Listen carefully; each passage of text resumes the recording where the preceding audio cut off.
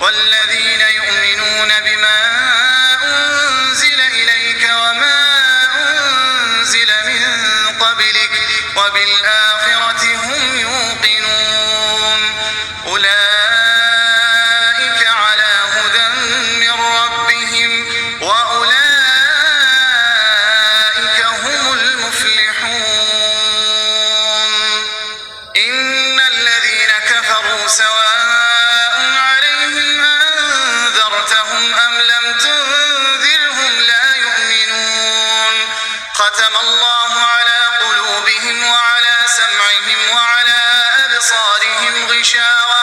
ولهم عذاب عظيم ومن الناس من يقول آمنا بالله وباليوم الآخر وما هم بمؤمنين يخادعون الله والذين آمنوا وما يخدعون إلا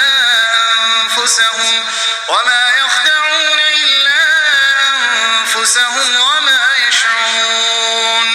في قلوبهم مرض فزادهم الله مرضا